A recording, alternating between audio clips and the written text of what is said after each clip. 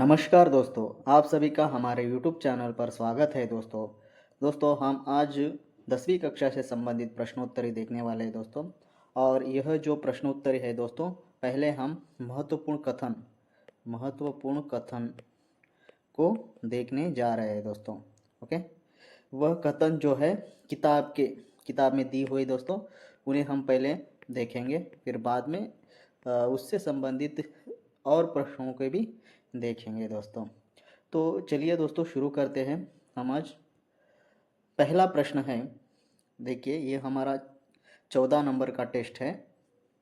और पहला प्रश्न है, प्रकृति के क्षेत्र में जो साधना करते हैं उन्हें सहज ही शक्ति प्राप्त हो जाती है। यह जो कथन है दोस्तों, यह सभी कथन है दोस्तों। आज जो हम 25 कथन को देखने वाले हैं, ये पूरे कथन से है दोस्तों। क्वेश्चंस पूरे 25 क्वेश्चन भी कथन से। ओके, तो प्रकृति के क्षेत्र में जो साधना करते हैं उन्हें सहज ही शक्ति प्राप्त हो जाती है। यह जो कथन है दोस्तों, यह रविंद्रनाथ टैगोर का कथन है दोस्तों। ओके, दूसरा प्रश्न, प्रकृति ईश्वरीय सृष्टि की सर्वोत्तम देन है, इसकी रक्षा करना हमारा कर्तव्य है। यह जो कथन है दोस्तों, यह सुंदरलाल बहुगुणा जी का है। आप सोचते होंगे कि किताब में यह कथन कहाँ दिए गए हैं। तो दोस्तों चलिए मैं आपको वह दिखा देता हूँ कि कथन हमें किताब में 10वीं कक्षा की किताब में कहाँ पर दी गई है। चलिए दोस्तों मैं आपको दिखा देता हूँ। देखिए दोस्तों, मैं ये 10वीं कक्षा से संबंधित किताब है दोस्तों। ओके, तो इसमें देखिए दोस्तों, पहले पेज पे यहाँ पे बरसते बादल में पेज के जो आखिर में है देखो दोस्तों, आखिर में मैं जूम कर रहा हूँ। देखिए दोस्तों, यहाँ पे देखिए दोस्तों, यहाँ पे प्रकृति के क्षेत्र में जो साधना करते हैं उन्हें सहज ही शक्ति प्राप्त हो जाती है। ये जो है ना दोस्तों, इस तरह से हमें किताब में दी हुई है, यानी महत्वपूर्ण कथन दिए हुए हैं, उसे भी हमें पढ़ना है दोस्तों। वैसे ही हम आगे देखते हैं दोस्तों, अगले पेज पे क्या दिया है देखते हैं। यहाँ पे देखिए दोस्तों, आखिर में प्रकृति प्रकृति प्रकृति ईश्वरीय सृष्टि की सर्वोत्तम देन है, इसकी रक्षा करना हमारा कर्तव्य है। यहाँ पर जो है दोस्तों कथन दिया हुआ है, एक बार आप देख लीजिएगा। ओके, उसी यही कथन मैं वहाँ पे करवा रहा हूँ दोस्तों। ओके, तो चलिए हम प्रश्नोत्तर के पास जाते हैं। चलिए दोस्तों हम अगला प्रश्न देखते हैं। अगला प्रश्न है, सौंदर्य का आदर्श सादगी और शांति है। सौंदर्य का जो आदर्श है वो सादगी और शांति है। यह जो कथन है दोस्तों, यह कथन गेटे जी का कथन है। अगला प्रश्न देखते हैं हम, मन को पवित्र रखना ही सबसे बड़ा धर्म है। तो ये जो कथन है दोस्तों कबीरदास जी का है, मन को पवित्र रखना ही सबसे बड़ा धर्म है। जो कथन है कबीरदास जी का कथन है दोस्तों। अगला प्रश्न है, देखिए दोस्तों, अगला प्रश्न है, मानव की सेवा करना मानव का सर्वप्रथम कर्तव्य है। यह जो कथन है दोस्तों, यह कथन विनोबा भावे जी का कथन है। ओके, आगे बढ़ते हैं, अगला प्रश्न देखते हैं। अगला प्रश्न जो है, जो मनुष्य बुजुर्गों का ख्याल नहीं रखता वह उजाले में भी अंधेरा पाता है। यह किसका कथन है दोस्तों?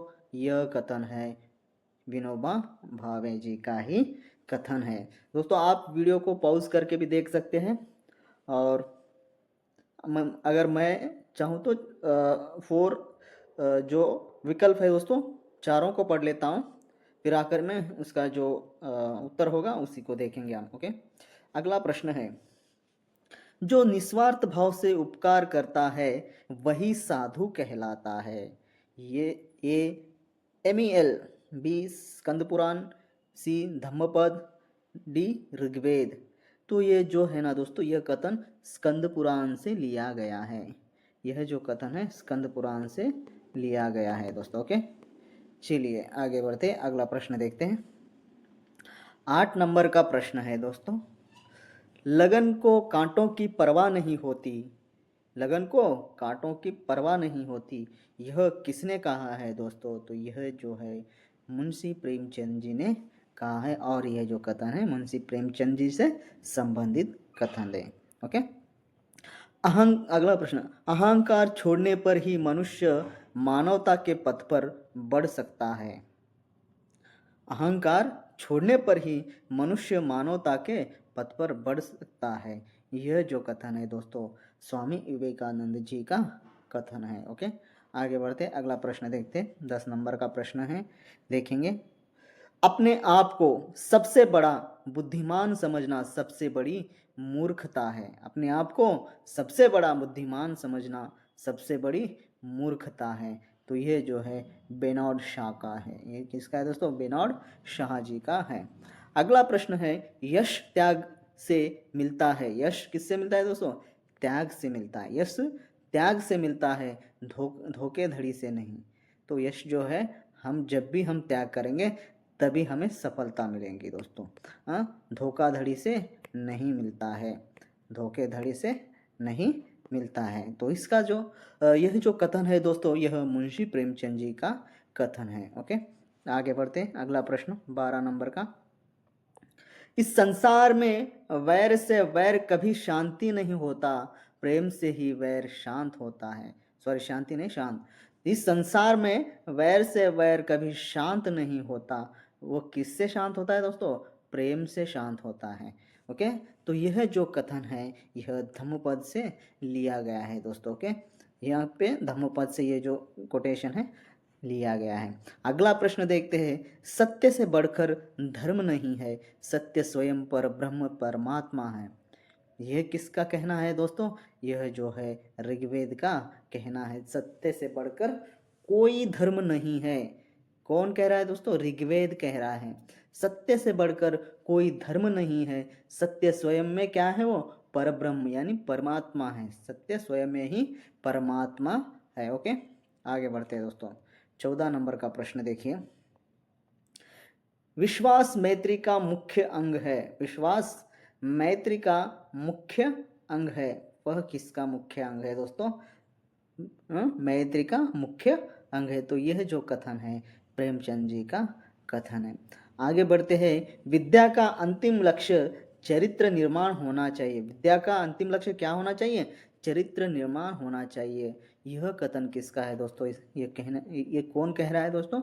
यह जो कह रहा है महात्मा गांधी जी कह रहे हैं। ओके, आगे बढ़ते हैं। अगला प्रश्न, प्रार्थना करने वाले ओंठों से सहायता करने वाले हाथ कहीं अच्छे हैं।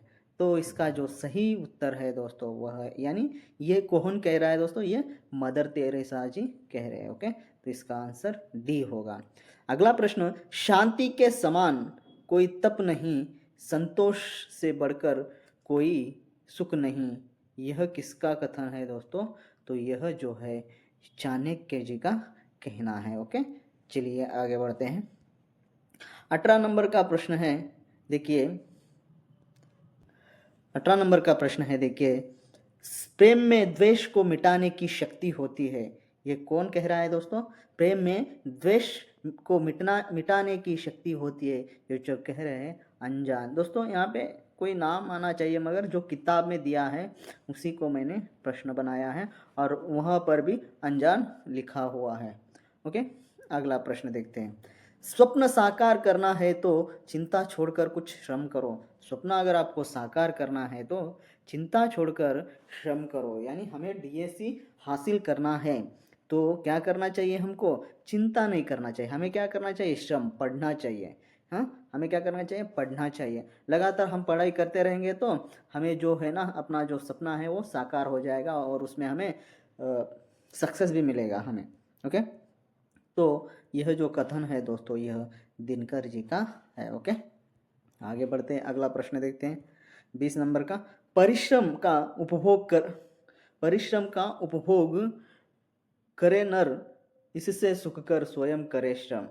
ये जो पंक्ति है दोस्तों, पर यानी यहाँ पे गलत हुआ है, परिश्रम आया। परिश्रम का उपभोग करे नर, इससे सुख कर स्वयं करे श्रम। यह जो कथन है दोस्तों सुमित्रा नंदन पंत जी का है। ओके, अगला जो प्रश्न है, श्रम ईश्वर की उपासना है। श्रम जो है ईश्वर की उपासना है। जब हम श्रम कर रहे हैं तो हम किसकी उपासना कर रहे हैं? वह ईश्वर की उपासना कर रहे हैं। ऐसा कहना किसका है दोस्तों? कहना कार्लाइल का कहना है। जब हम सहम कर रहे हैं तो हम क्या कर रहे हैं, ईश्वर की उपासना कर रहे हैं, ऐसा कह रहे हैं, कार्लाइल कह रहे हैं। ओके, आगे बढ़ते हैं, अगला प्रश्न देखते हैं 22 नंबर का।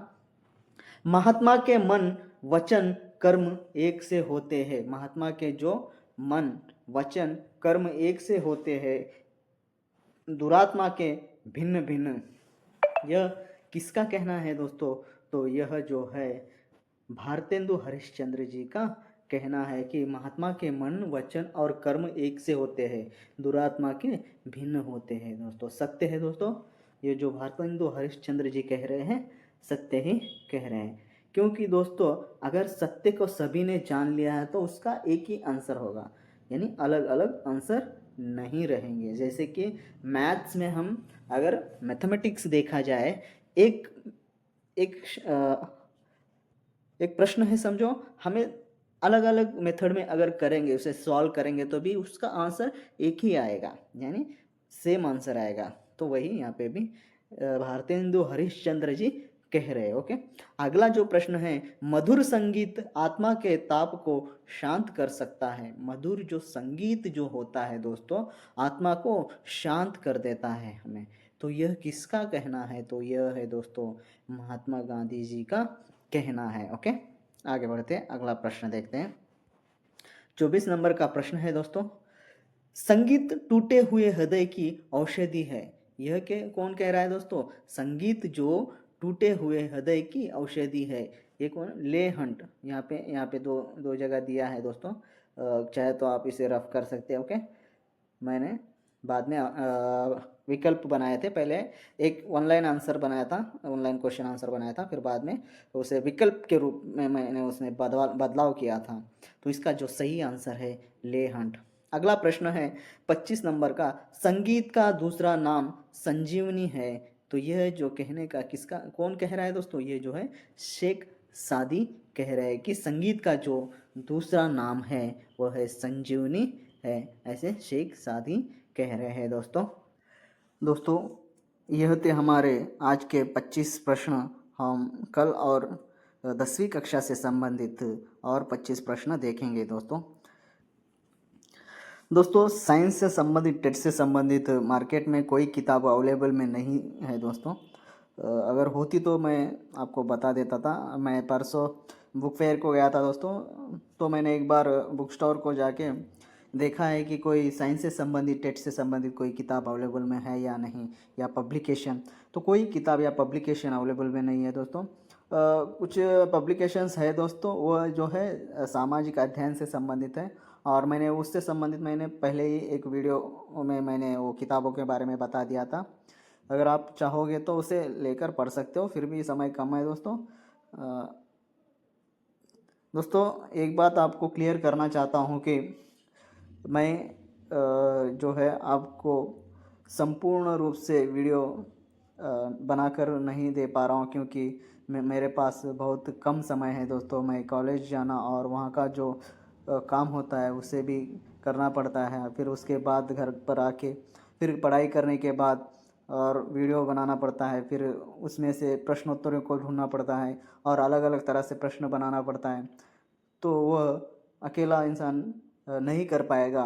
तो मैंने मेरा जो भांजा है वो भी पढ़ रहा है, तो उसकी मदद, अगर वो मदद करता है तो जल्दी डीएससी से संबंधित संपूर्ण भाषा शिक्षण और मनोविज्ञान और हिंदी जो कंटेंट से संबंधित जो प्रश्नोत्तरी है वो जल्द ही तुरंत ही हम प्रश्नोत्तरी बनाएंगे और आप तक पहुंचाएंगे। अगर कोई सपोर्ट करेगा तो जल्द हो जाएगा दोस्तों। धन्यवाद दोस्तों, हमारे यूट्यूब चैनल से बने रहने के लिए। ऐसे ही इस चैनल से बने रहेगा और अपनी तैयारी जारी रखिएगा।